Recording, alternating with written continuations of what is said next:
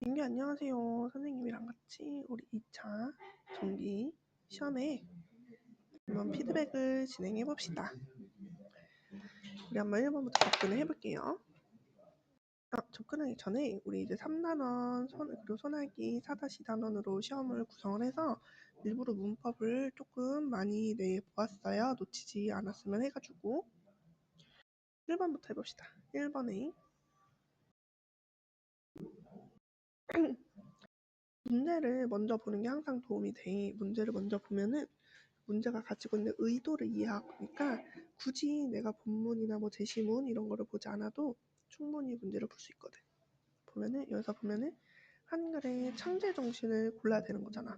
그럼 우리 이미 알고 있죠. 한글에는 총 4가지 창제 정신이 있는데 우리말이 중국과 다르다라고 하는 부분에서 자주 정신, 그래서 어리석은 백성에 대한 이야기, 그래서 가엾게 여겼다라고 하는 부분에서 애민 정신, 그리고 글씨 색깔 좀 한번 바꾸고 갈까요? 너무 똑같은 건정신이 안 보인다, 그치? 그러면은 자주정신, 그리고 어리석은 백성에 대해서 가엾게 여기는 게 애민정신. 그래서 그 다음에 새로 28자 만드니까 이거 만들었다는 거 혹시 몰라서 창조정신, 그리고 마지막으로 쓰는데 편하게 잘 쓰자라고 하는 부분에서 실용정신, 이렇게 있었습니다. 그래서 답은 4번. 애국정신 전혀 관련 없죠. 도전정신 있으면 좋죠. 근데 이건 또 이제 여기에는 없었습니다. 가에서는 지금 보면은 여기 일반 백성처럼 보이는데 물음표나 지금 무슨 읽을 수가 없네 라고 해서 되게 답답하게 이야기하는 거죠. 근데 이거 보면은 농사법을 알려준대. 그러니까 이 사람은 농사 안 지니까 얘는 몰라도 돼. 오히려 이 사람이 이 농부가 알아야 되는데 농부가 모르는 게 문제가 된 거지. 그래서 거리가 먼 것은 보면은 일단 우리의 고유한 문자는 없었어. 친구들 이거 선생님이 민규야 함정으로 뭐라고 물어볼 때 애들이 많이 틀리냐 하면은 그러면은 한글 누가 만들었어? 라고 하면 다들 잘 대답해. 세종대왕이요 라고 대답해요. 그러면은 한글 이전에 우리 말이 있었을까? 하면은 아니요 이래요. 우리 말은 있었어요. 네가 맞는 답입니다. 우리 글자가 없었던 거예요. 그래서 우리말을 표기하는 문자가 없었고요. 일반 평민들은 한자 교육을 받은 형편이 어땠어? 왜? 돈도 없고 농사도 져야 돼. 일 바빠 죽겠는데 어느 세월에 내가 그 한자를 아냐? 바쁘지. 그래서 백성들은 글로 표현하기 어려웠고요. 그래서 지식과 정보를 얻기가 쉽지 않았습니다. 5번을 보면은 양반들은 중국의 말과 글을 사용, 이것도 역시 함정이에요. 중국의 글을 사용할 수는 있겠지. 밑에다 정리할게요. 한자 교육을 받은 양반들은 중국의 글을 사용할 수 있어. 왜? 한자를 사용한다라는 뜻이야. 근데 중국의 말을 사용하지는 않았어. 왜? 우리 고유의 말은 있었습니다. 요거 헷갈리지 않게 다시 한번 잘 공부해 둡시다. 요거 의외로 잘 들려요. 자, 다음에 3번으로 가볼게요. 역시 일단 문제를 먼저 보자. 문제에서 이미 힌트를 줘. 모아쓰기의 특성에 대해서 이야기를 하고 있어요. 그럼 우리 모아쓰기 뭐라고 배웠어? 글자 여기 나의 비처럼 자음과 모음을 한 덩어리로 쓰는 거에 대해서 이야기를 하고 있는 거잖아.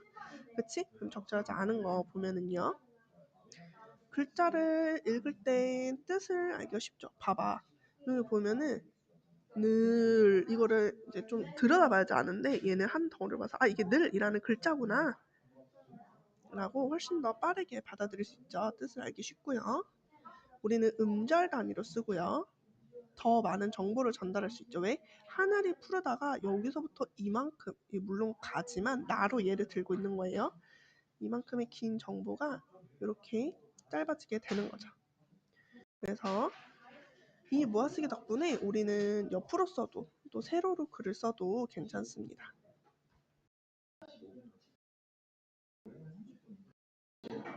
그래서 여기에도 적혀있죠. 보면은요. 글자를 이렇게 쓸 수 있어서 라고 적혀있죠. 그렇기 때문에 5번 이거는 모아쓰기의 특성이 아니라 우리 글자가 이제 소 단위로 쓴다라고 말을 하는데 글자 하나에 소리 하나잖아. 그거를 이제 뭉쳐서 쓰게 되는 부분이 있잖아요. 그런 부분들로 인해서 단어를 이제 글자를 추가할 수 있다 이런 건데 얘는 사실 몰라도 되고 더 정확하게 표현하면은 새로운 문자를 만들어는 완전히 삭제되어야 해요. 4번 정보화 시대에 두드러지는 한글의 우수성으로 적절하지 않은 것은 이라고 하는 부분이었습니다. 또 같이 보면은 4번에 보게 되면은 정보 생산 활동이 아무래도 효율적이죠. 왜? 적은 분량으로 많은 정보를 전달할 수 있고요. 그래서 글자를 우리는 배열할 수 있어. 중국은 한자를 다 배열할 수가 없어서 소리 나는 대로 일단 영어로 쓰고 그 다음에 그거를 다시 한자로 번역을 하는 경우가 많거든. 근데 우린 그러지 않죠. 1번하고 3번하고 같은 말이죠. 지우고요. 그러다 보니까 이제 입력 속도가 훨씬 빠르죠. 우리는 한자가 없으니까. 하나의 글자, 하나의 의미 아니죠. 우리는 하나의 글자의 의미가 아니라 소리라고 바꿔야지 말이 되겠네. 그 답은 5번. 좀 잘 안 보여서 색깔 바꿀게. 5번. 나에 대한 설명으로 적절하지 않은 것은 역시 모아쓰기 하는 개념인 거죠. A는 하나씩 다 옆으로 늘려서 쓰는 풀어쓰기. B는 모아쓰기 했으니까 1번, 2번 각각 지워주고요. B는 음절 단위로, 음절이 뭐야? 쉽게 말하면 우리 음절 한 글자라고 이해하면 되죠? 그래서 한 글자씩 적었다 지우고요. A에 비해 B는 문장 길이가 짧아서 다양한 의미를 전달할 수 있다? 다양한 의미라는 게 좀 애매한 것 같아. 얘가 답이야. 그래서 보면은 의미를 파악하는데 시간이 더 걸린다. A는. 이건 맞는 거죠. 자, 4번에 대해서 좀 더 이야기할게요. 이 다양한 의미라고 하는 게 되게 좀 국어 시간에 많이 함정으로 나오는 건데 다양한 의미라고 하는 거는 하나의 문장이 여러 의미로 해석 가능하다는 뜻이야. 우리가 이런 거를 중의성이라고 표현을 해요. 근데 이게 되게 중요한 게 뭐냐면 잘못된 문장이야. 왜냐면은 문장 한 개는 의미 한 개여야지 정확한 의미 전달이 가능해. 근데 여러 의미를 가지고 있으면 이렇게도 해석해도 되고 저렇게 해석해도 되고 이러면서 헷갈리게 된단 말이지. 그렇기 때문에 다양한 의미를 전달하면 안 된다. 자, 그 다음 6번. 모음자의 제자 원리에 대해서 묻고 있는데요. 모음자는 일단 뭐가 있죠? 하늘과 땅과 사람을 본따서 만든 상형의 원리가 기본적으로 먼저 나와야 되는 부분인 거죠. 그 다음에 합성의 원리 이렇게 만들어지는 거지. 그래서 의에 점을 더하면 아가 아니라 오나 우라고 적어야 되고요. 얘는 의 이렇게 만들어지겠죠? 글씨를 좀 구별할 수 있게 조그맣게 기경 쓸게요. 모음의 기본적으로 바른 기관을 본떠서 만든 거는 자음이지. 그쵸? 모음의 기본자끼리 합하여 다른 모음자를 만들 수 있다? 이게 바로 합성의 원리죠? 그 다음에 5번을 보면은 서로 다른 제자 원리로 만들었다. 아니지. 얘네 다 합성이지. 같은 이라고 바꿀게요. 다 합성으로 만들었으니까. 7번 자음에 대한 거를 옳지 않은 것은인데 우리 이렇게 한글의 창제 원리 파트 문제 풀잖아요. 그러면은 표를 여기 맨 위에다가 그려놓고 시작을 하는 게 차라리 나. 대문짝만 하게. 7번에 그래서 보면은 옳지 않은 거 보자. 미음, 입술, 맞죠? 입모양. 시옷은 시옷의 획을 2번 더하여. 이건 가획의 원리네요. 가획하면 소리가 세죠? 그러면은 한번 적어보면은 원래 시옷이라고 하는 글자에서 지읒이 되고 거기서 치읓까지 갔으니까 총 3단계. 2번 맞죠? 지울게요. 피읍과 비읍은 서로 다른 원리로 만들었다. 좀 자리가 모자라서 여기다 그냥 쓰자. 비읍이 이제 뭐야? 비읍은 가획, 미음에서. 그리고 피읍도 역시 가획이죠. 그럼 뭐야? 얘네 둘 다 똑같다. 키역은 기역에서 만드는 글자로 기역보다 소리가 세다. 그렇죠. 왜? 방금 전에 선생님이 2번에서 말했던 것처럼 가획의 원리로 만들어졌고 얘는 소리 세진다는 거였으니까. 디귿과 지읒은 모두 자음자 기본자에 획을 더해서 만들었대요. 니은에서 디귿으로, 시옷에서 지읒으로 획을 더한 둘 다 가획에 올렸네요. 그래서 나머지 다 지우면 답은 3번. 자, 그 다음에 버스 노선. 우리 아까 전에 문제 봤던 것처럼 우리 글자는 옆으로 쓰나 위아래로 쓰나 괜찮은데 영어는 그러지 못해서 옆으로 눕혀서 길게 적어야 된다 이거였죠? 그러면은 관련된 답을 보면은 모아 쓰기 때문에 가로와 세로 쓰기 여기 있네요. 자, 그 다음에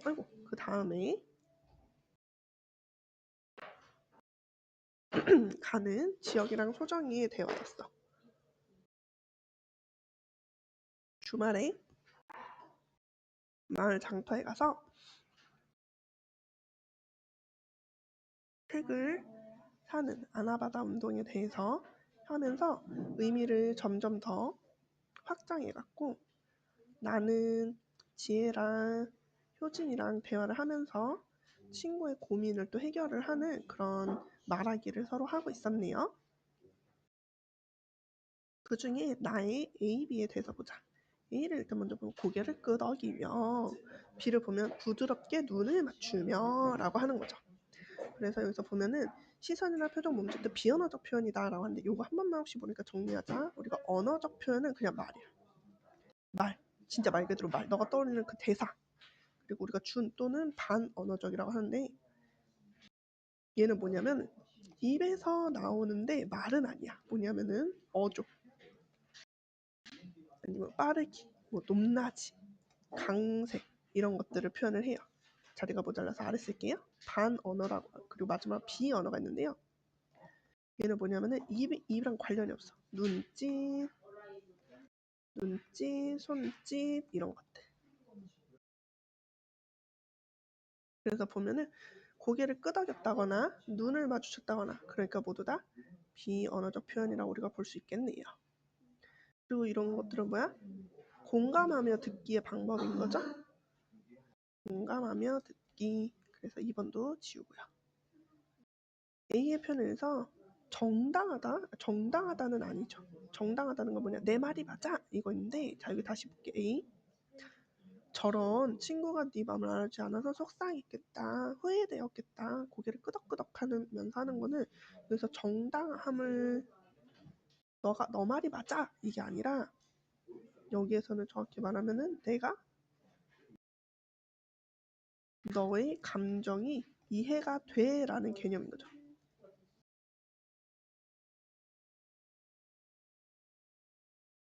그리고 심지어 방금 전에 여기 대사 봐봐. 얘가 뭐라 그랬냐면은 나 지금 후회되겠다 라고 괴로워라고 해. 지금 기분 영 아니야. 그때 내가 잘못했어 라고 말하고 있잖아요. 그러면은 이 부분에서 정당하다라는 말이 될 수가 없지. 그리고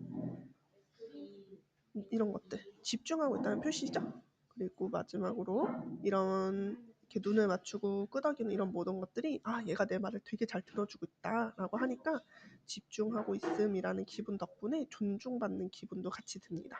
그래서 사람이 상대방의 호감을 얻는 제일 쉬운 방법 중에 하나가 눈을 마주치고 고개를 끄덕이고 잘 들어주는 것이라고 하더라고요. 그것만으로도 상대방의 거의 한 70%는 넘어온다고 하던데. 자, 계속해서 나의 기억에서 미음 중에 공감하며 대화하기 위한 언어적 표현 방법에 대한 설명으로 옳지 않은 것을 고르라고 했습니다. 자, 기억하고 니은 한번 볼게요. 기억은 일단 고민 있어? 물어봤네. 다퉜어 했더니 다퉜구나. 그 다음에 좀 더 자세히 이야기해볼래? 라고 하고 저런 후회되었겠다라고 감정을 읽어줬어요. 올라와서 보면은 10번에 질문했죠. 반복했죠. 그리고 말을 정리했죠. 그래서 이렇게 보면은 일단 3개는 다 맞으니까 지울게요. 4번 리을 봐볼까? 그 친구에게 네 마음을 솔직하게 이야기해보면 어떨까? 제안해주고 있네, 그치? 물어보고 있죠. 그럼 명령조라고 할 수 없어. 명령은 뭐뭐 해라 이런 말투로 끝나요. 여기서 혹시 추가로 하나 더 이야기하면은 청유형 같이 하기를 바라는 경우는 뭐뭐 하자 이렇게 말하거든. 여기서 어떨까? 라고 하는 거는 뭐야? 의견 제시하는 거고, 행동은 너가 선택할 수 있도록 물어보는 거야. 물어봄. 그러니까 4번이 답이네요. 5번. 그래서 그 친구가 너와 같은 고민을 하고 있을 수도 있어. 그러니까 한번 용기를 내보는 게 어때? 하면서 이제 토닥토닥 해주면서 격려하고 있었네요. 그래서 답은 4번. 11번으로 가봅시다. 11번은 소나기였어. 소나기에 관한 거였죠. 그리고 여기서 기억해야 될 거 다시 한번 정리해보면, 소나기는 일단 여기는 소설이었는데 3인칭 시점이고 작가 시점이라는 거, 그리고 소년과 소녀의 그런 사랑이 이 소나기로 표현이 된 거예요. 그리고 여기서 소녀는 꽃이죠. 그래서 이 말은 꽃이 시든다는 소녀의 죽음을 상징하게 되고요. 그래서 되게 또 중요한 게 조약돌은 뭐야? 소녀를 계속 떠올리게 만드는 거죠.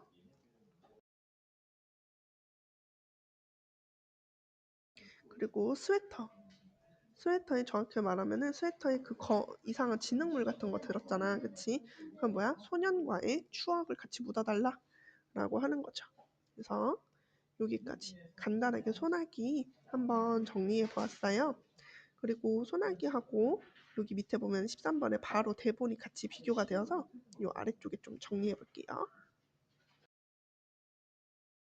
소설 그리고 시나리오.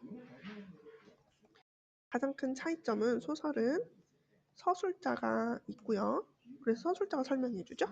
시나리오는 서술자가 없어. 그래서 대사나 지시문으로 진행과 이제 설명을 사실 대신한다. 이런 것도 필요하고요. 그런데 두 개의 공통점도 있거든요. 여기에서는 뚜렷하게 드러나지는 않았지만 둘 다 공통적으로 갈등을 통해 사건을 전개한다라는 말을 많이 써. 물론 소나기에는 큰 갈등이 없다는 게 이 소나기 소설의 특징인데 그래도 같이 기억을 해둡시다. 그리고 여기 시나리오 같은 경우에는 소설에 비해서 또 뒤에 내용도 훨씬 더 많이 덧붙여 있는 특징이 있는 거죠. 네, 11번으로 가서 11번 A. 요거 맨 마지막에 소녀의 유언 부분이죠. 꽃 그대로 그 스웨터 묻어달라고 했었지. 그래서 점점점점해요. 이 점점점점은 시에서도 똑같은데 항상 여운을 남기는 방법이야. 그리고 엔딩이 사실 제대로 안 났잖아. 그러니까 그거 자체가 되게 우리한테 여운을 주는 부분이었어요.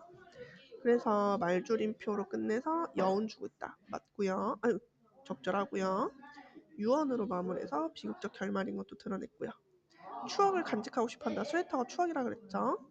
소년의 부모님이 나누는 대화였죠. 그래서 소녀의 죽음을 우리한테 알려주었습니다. 답은 5번인데요. 직접적으로 우리 국어 시간 이거 진짜 좋아. 이거 11번 일단 나올 수 있는 문제라서 별표 먼저 치고, 직접적으로 표현했다라고 하면은 감정이 글자로 적혀 있어야 돼. 이거 고등학교 친구들도 선생님한테 맨날 하는 질문 중에 하나거든. 선생님 왜 이거 직접이 아니에요? 왜 이게 간접이에요? 이러는데 감정이 글자로 적혀 있어야 돼. 그러니까 글씨에 슬프다, 아니면 뭐 화가 난다, 아니면 울분, 아니면 뭐 이런 단어들 있죠. 이런 것들이 대놓고 적혀 있어야 되는데 그러지 않았다라는 걸로 기억할 수 있겠죠? 자, 그러면은 12번으로 가가지고 계속해서 보도록 해볼게요. 12번. 적절하지 않은 것은 이라고 하는데 기억부터 한번 보고 봅시다. 무엇인지. 기억은 또랑이었네요. 또랑이라고 하는 공간은 소녀랑 소녀, 여기서 보면은 건널 때니까 여기는 뭐야?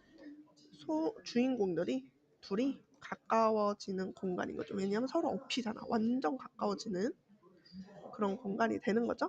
검붉은 진흙물 같은 경우에는 여기서 보면은 추억. 여기가 스웨터랑 세트라서 추억이 되는 거고요. 대추는 뭐야? 소년에 대한 소녀의 애정, 사랑. 그래서 너 먹으려고 따왔어 이렇게 되는 거지. 그리고 호두도 역시 마찬가지로 소녀에 대한 소년의 사랑, 애정. 그래서 나한테 이렇게 좋은 걸 주다니 나도 너에게 이런 걸 줘야겠어 하면서 되는 거고요. 마지막으로 얼룩수탁도 제일 좋은 걸로 가져가 라고 하는 거잖아. 그치?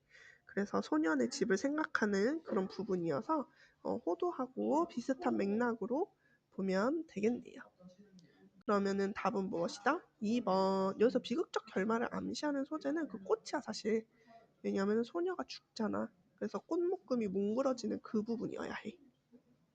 다음 13번. 가와 복에 대한 설명 적절하지 않은 것이니까 이거는 사실 뭐야? 두 갈래를 비교했다. 너 이 비교한 거 고를 수 있겠니? 이거지. 보도록 해볼게요. 외워야 하는 거 1번 둘 다 인물 사건 배경을 중심으로 하여 구성이 되었다는 거. 요거는 잘 나오진 않는데 여기 나왔으니까 외워주시고요. 그리고 아까 말했죠? 가는 소설은 서술자가 있다 라고 하는 거. 보기는 그 다음에 직접적으로 제시하고 있다라고 하는데 왜냐면은 여기 보면 개울가라고 떡하니 대본에 적혀 있죠. 그래서 그렇고요. 전문 용어가 적혀 있다라고 하는데요. 전문 용어에 여기서는 이제 뭐 사실 엄청 특별한 건 아닌데 이 씬 넘버 대본에만 있어요. 연극 대본에도 없고 영화 드라마 대본에만 있습니다. 그래서 마지막 5번 가에서 인물이 나눈 대화는 보기의 지시문이 아니라 대사죠. 그러면 이것도 우리 같이 한번 설명하고 넘어갈게. 그래서 보면은 지시문이라고 하는 거는 여기 보면 가만히 웃으며 보기만 하며 이런 식으로 행동이나 이런 것들을 지시문이라 행동 아니면 뭐 감정 등을 이제 설명해주는 포인트가 되는 거고 여기는 대사라고 그랬죠. 이제 배우가 말해야 하는 부분이 되는 거지. 그래서 웃으면서 말을 하고 보기만 하면서 이렇게 서 있고 먹어보면서 크네라고 말을 하고 이런 부분들이 어울리게 되는 거죠. 혹시 모르는 거 있으면 선생님한테 꼭 질문 다시 한번 해주시고 꼭꼭 다시 한번 정리해서 암기해 주시기 바래요. 14번으로 가볼까요? 자, 여기는 이제 그 막까지는 앞쪽에는 소설 부분이고 여기서 보면은 같은 장면인 그 드라마 영화 대본이었습니다. 그래서 소재와 소재 의미를 바르게 연결한 것인데 이거는 100% 시험에 나온다. 안 나올 수가 없죠. 너무 기본적인 문제라. 그래서 보면은 3번 아까 전에 소녀를 생각하는 소년의 마음이었고요. 5번 추억이었죠. 그래서 조약돌부터 한번 고쳐볼게요. 여기서 보면은 우리 아까 전에 뭐라 해서 조약돌은 그런 소녀를 떠올리게 함이면서도 그 소녀가 가지고 있는 서운함을 상징해요. 호두는 바뀌었죠. 소녀를 위한 소년의 마음. 대추는 소년에 대한 소녀의 마음이었던 거죠. 15번 기억과 미음까지 적절하지 않은 걸 골라볼 건데요. 우리 바로 옆에 있으니까 미음하고 리을을 좀 먼저 보자. 미음 보면은 열이틀 다리 치우는 그늘만 짚었다라고 하는데 이 지금 장면이 뭐냐면은 소녀가 이사 간다고 했잖아. 소녀가 이사 간다는 말을 수없이 되뇌어보았다라고 해서 충격. 소녀가 이사를 간다고? 말도 안 돼. 어떻게 소녀가 이사를 갈 수가 있어? 이런 거잖아요. 그쵸? 그래서 소녀에게 얼른 줘야겠다라고 하면서 호두송이를 따러 가는 부분인 거야. 그래서 붉은 호두야 많이 떨어져라 많이 떨어져라 해서 막대기를 내렸죠. 그러면서 그늘에 오는 거지. 이거는 뭐냐면은 호두를 몰래 따서 땄기 때문에 숨고 싶은 거죠. 그래서 양심의 가책이 맞아. 혹시 틀렸을까봐 사실 얘 먼저 했어. 자, 그리고 여기서 보면 대추 아래 단만 모르는 거는 이사에 대한 충격 때문인 거. 이거는 우리가 같이 공부했어요. 그럼 앞으로 가서 한번 봐볼게요. 역시 거꾸로 한번 가볼까?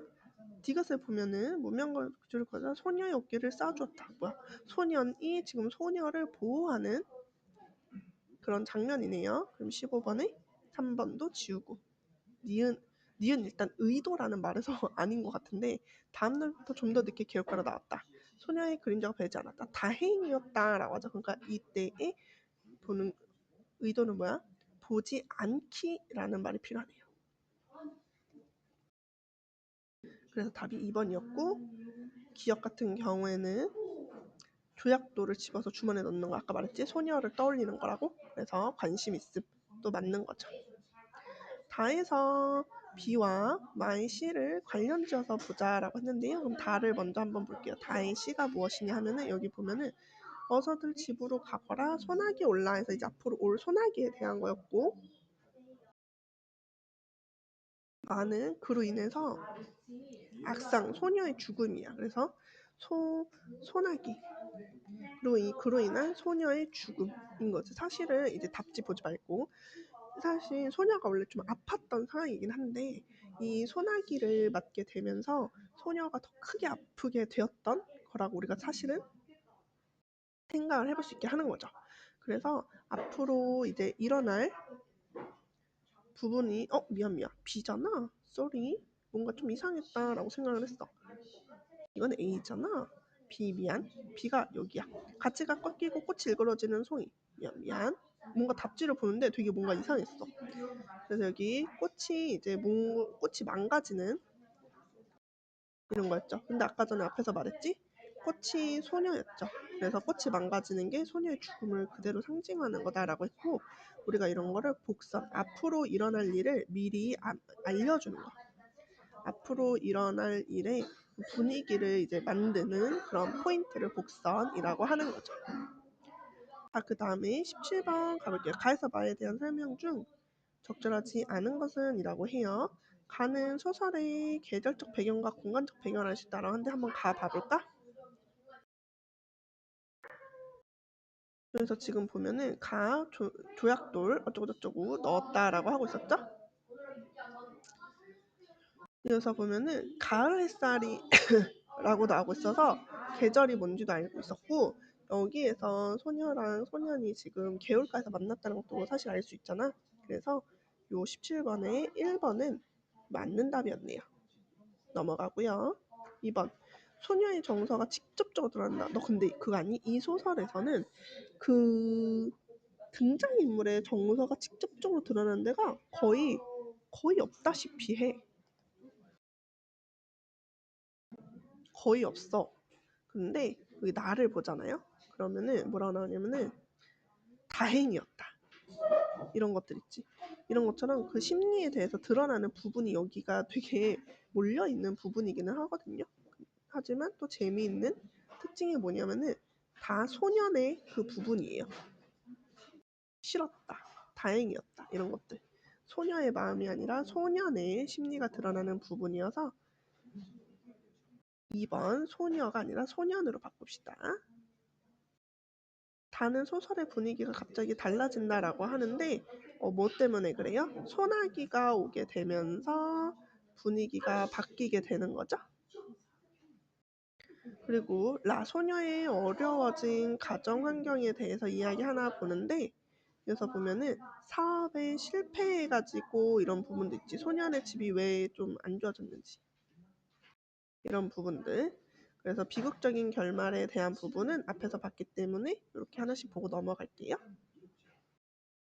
그 다음에 이제 다시 한 번 더 계속해서 보게 되는데 여기 보면은 소녀의 이야기 부분에서 여기 시인 넘버 98 개울가 이 부분은 원작이 없는 부분이죠.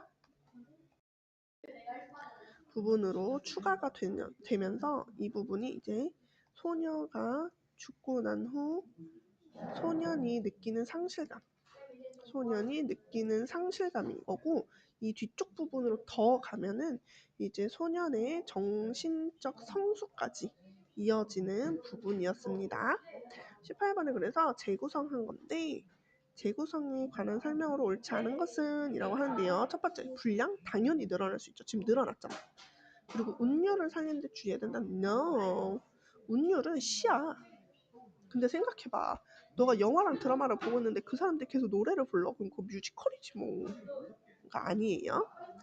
그래서 내용, 시점, 형식 이런 거 다 바뀔 수 있고요. 바뀐 지점을 파악하는 것도 되게 또 재밌는 포인트이기도 해. 그래서 이렇게 하면은 작품을 깊이 있게 이해하는 데 도움이 됩니다. 왜냐하면 서로 비교하고 왜 저기서 저렇게 했을까 이런 것들을 의도를 파악하게 되면서 더 깊이 있게 이해하게 되는 거예요. 19번에 1번부터 보자. 소녀는 징검다리에 앉아 물장난하는 거 재밌어한다? 아니죠. 이거 왜 아니냐면은 이거는 소년의 관심 끌고 싶다. 그리고 비난? 아닌 거죠. 그 다음에 19번에 3번을 봤고요.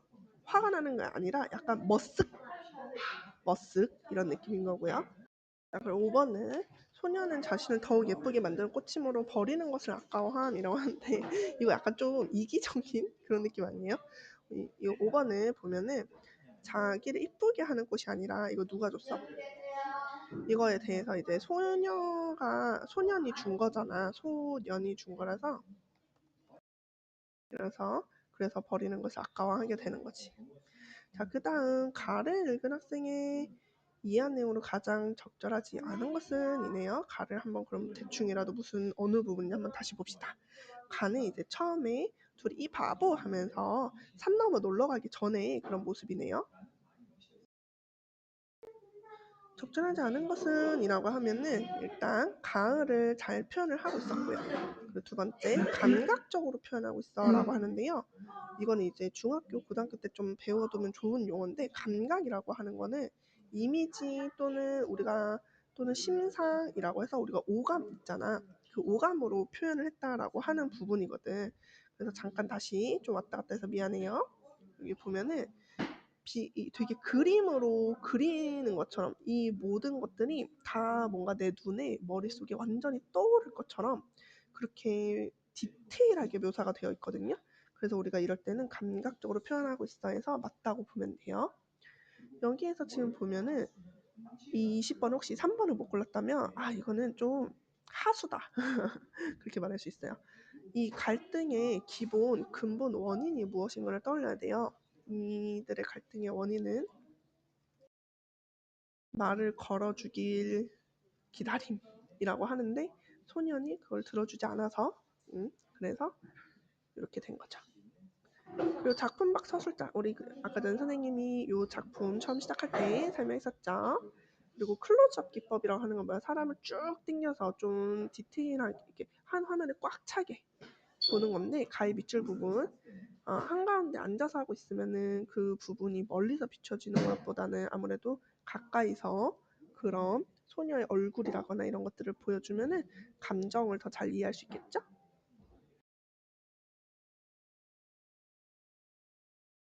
자, 그리고 여기는 이제 요 공연 연극에 대한 부분은 선생님 추가로 넣은 부분이에요. 요거는 좀 기본 중에 기본이니까 혹시 틀렸다면은 우리 공부가 꼭 필요해. 이런 무대 장치 이런 것들을 설명하는 부분을 우리가 해설이라고 해. 대부분 연극이 딱 시작을 하면은 커튼이 열리고 불이 켜진다라고 우리가 이야기를 하거든.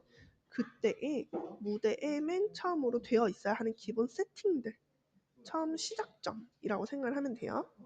그리고 지시하고 설명한다. 얘는 지시문이겠죠. 그리고 마지막으로 대사 이렇게 볼 수 있겠죠.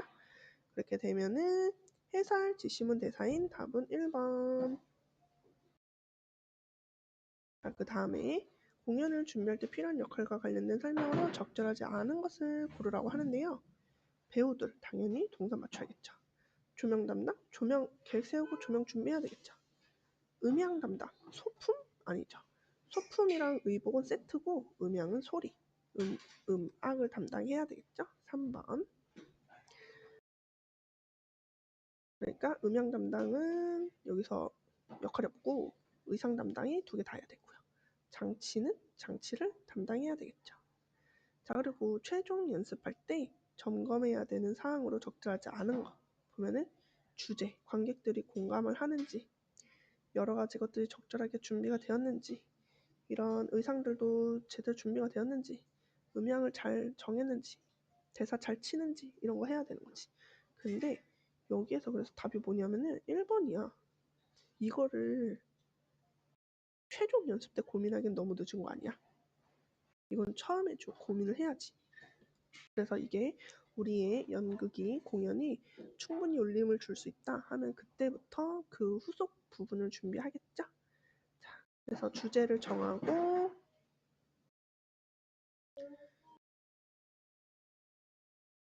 기억 단계에서 적절하지 않은 걸 보면은요, 맨 마지막 연습하기 단계인 5번입니다. 이렇게 표시할게요. 그래서 여기까지 같이 살펴보았으니까 혹시 틀린 거 있으면 꼭 지금 바로 다시 공부하고 오답 노트 정리하시고요. 암기하시고요. 그리고 쭉 공부하고 질문 있으면 선생님한테 다시 질문해 주세요.